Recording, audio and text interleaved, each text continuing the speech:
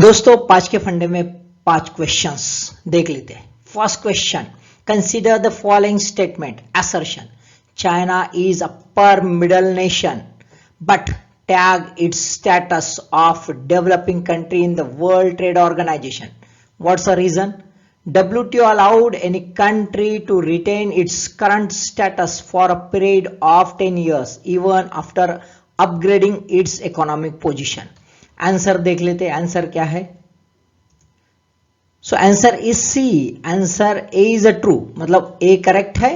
यानी चाइना ने अभी भी अपना जो स्टेटस है डेवलपिंग कंट्री करके ही रखा है WTO में, लेकिन WTO में ऐसा कोई नॉर्म नहीं है कि 10 साल तक भी आखिरकार वो अपना स्टेटस मेंटेन कर सकता है। देख लेते न्यूज में क्या है। दोस्तों देखो, at WTO China a developing country, why many nations are raising concern, ऐसा कहा गया है। अब WTO जो है यहाँ पे कोई डेफिनेशन नहीं है, not defined developed and developing country, this the loophole of WTO laws, है ना। Therefore members are free enough to tag their titles, वो अपने मर्जी से टैगिंग कर सकते हैं, वो तो बड़ा डेंजर है। खैर, लेकिन डेवलपिंग कंट्री या अंडर डेवलप कंट्री कोई टैग देता है तो उसके अपने प्रॉब्लम्स भी है वर्ल्ड लेवल पर। लेकिन WTO में क्या बेनिफिट होता है? तो ऑब्वियसली डेवलपिंग कंट्री रहने की वजह से स्पेशल और डिफरेंशियल ट्रीटमेंट के जो बेनिफिट्स है, ये बेनिफिट जबकि चाइना का खुद की कंडीशन अच्छी होने के बावजूद भी वो इसका मजा उठा रहे हैं, है ना। Also allows other countries to offer the preferential treatment. तो ये फायदा जो है, जबकि मजबूत इकोनॉमी है फिर भी ये डेवलपिंग कंट्री के जो वीकनिंग एलिमेंट है उसका फायदा उठाना चाहता है चाइना, और इसके अगेंस्ट में डेवलप कंट्रीज और अदर डेवलपिंग कंट्रीज जो है इन्होंने आवाज उठाई है। Second question, consider the following statement with regard to the Krishna river. 1, flow through 4 state. Second, 4th largest river basin of India, and third, Bhima is the longest tributary. Which of the above statement is or are correct? देख लेते हैं answer क्या है। Answer is D, all 3 are correct। क्यों news में देख लेते दोस्तों। देखिए फिलहाल में आप पहले तो मैप देख लीजिए। देखो कृष्णा रिवर कहां से कहां तक, यानी ये महाराष्ट्र से देखो कहां से जा रही है, ये देखो आप देखने को मिलता है ना, ये यू मूव हो रही है ना। अभी तेलंगाना, आंध्रा यहां से लेके, है ना, बे ऑफ बंगाल में नीचे में जा रही है। और ये भीमा देखो, ये ट्रिब्यूटरी है, लॉन्गेस्ट ट्रिब्यूटरी। देखो कहां से शुरू हो, ये देखो पूना से, भीमा शंकर से शुरू हो गई है। ये काफी लंबी है, देखो काफी, तुंगभद्रा से भी लंबी है, ध्यान में रखो, है ना।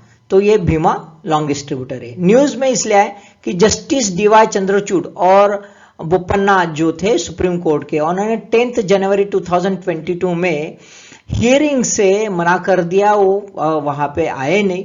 वो चाहते हैं कि भाई ये जो इश्यूज है तेलंगाना, आंध्र प्रदेश, कर्नाटका, है ना, इनका एलोकेशन का रिवर वाटर का, ये अभी फिलहाल में सुप्रीम कोर्ट में केस पड़ा है, इसमें कोई इशू ना हो, इसी वजह से जो है ये 2 बंदे जो है, इन्होंने जो जजेस है सुप्रीम कोर्ट के, इन्होंने विड्रॉल कर दिया है ये सुनवाई से। उसका रीजन भी है क्योंकि ये 2 स्टेट से बिलोंग करते हैं। साथ में अभी ये केस इसलिए आया है कि आंध्र प्रदेश का बाइफर्केशन होने के बाद जो है तेलंगाना और आंध्र प्रदेश, ऑब्वियसली इसका जो जजमेंट है, यानी कृष्णा वाटर डिस्प्यूट ट्रिब्यूनल जो है 2, जो 29 नवंबर 2013 को दिया गया, ये जो है इसमें आंध्रा के बारे में कहा गया था, लेकिन after bifurcation there is a issue, और इसी वजह से आंध्रा और तेलंगाना दोनों चाहते इसकी रिवीजन हो, और इसकी वजह से कोर्ट में ये केस पड़ा है। Third question, which of the following test advised by ICMR, Indian Council of Medical Research, for COVID-19 to state health authorities to be modified as per discretion? कौन कौन सी टेस्ट है? देखो बहुत सारी टेस्ट है दोस्तों, है ना, तो थोड़ा सा ये टेस्ट लर्न कर लेना। यहाँ पे दिख रहे हैं अपने 4 टेस्ट, अभी कौन सा है देख लेते हैं।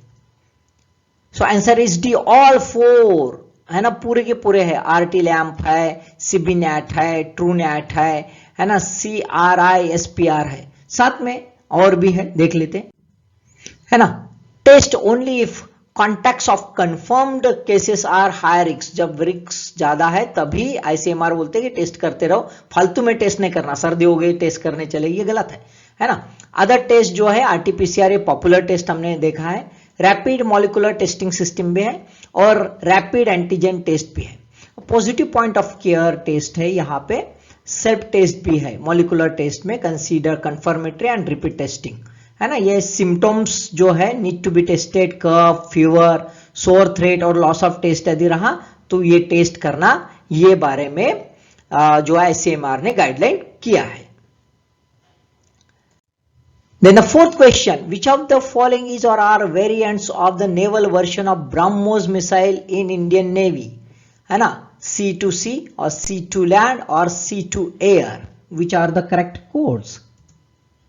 So answer is A, 1 and 2, दो वेरिएंट है, C2C है और C2 land है। C2 air ये वेरिएंट नहीं है ना। चलो देख लेते हैं क्या है न्यूज में।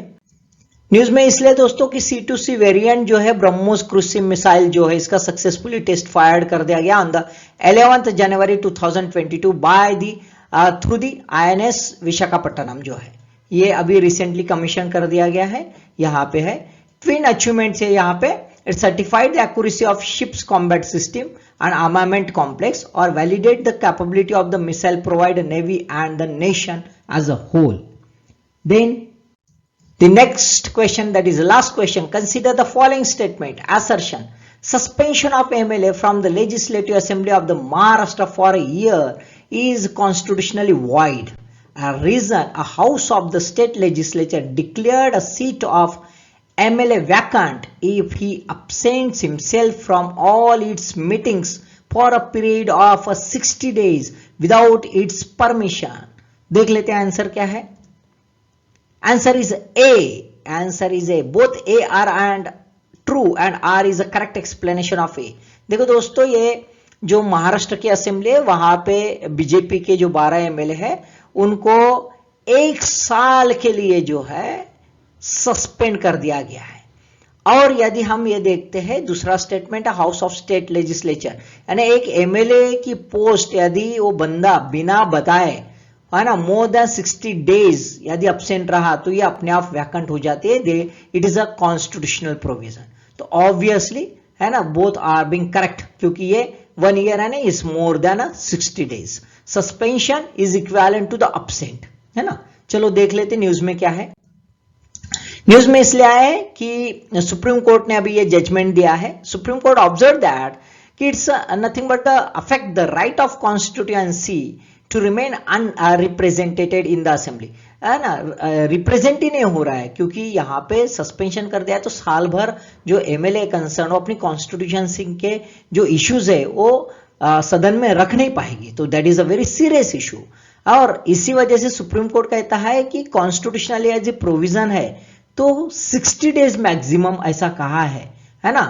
तो ये कहाँ पे आर्टिकल 194 में ये प्रोविजन है। अब 60 डेज है तो ऑब्वियसली सस्पेंशन का मैक्सिमम ड्यूरेशन कितना होना चाहिए, 59 डेज। यदि उसके ऊपर का होता है तो it's considered as good as a vacancy of the seat.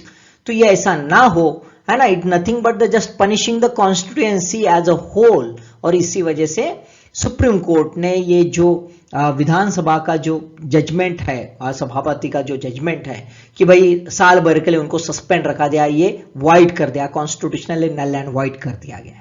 So I hope so 5 question है, बहुत ही इंपॉर्टेंट है। आप ध्यान देखिए, सुनिए, पढ़िए, इसका जो मैटर मैंने ब्रीफली दिया उसको भी समझिए, अपने क्वेश्चंस बनाइए और अपने यश को प्राप्त कीजिए। Thank you.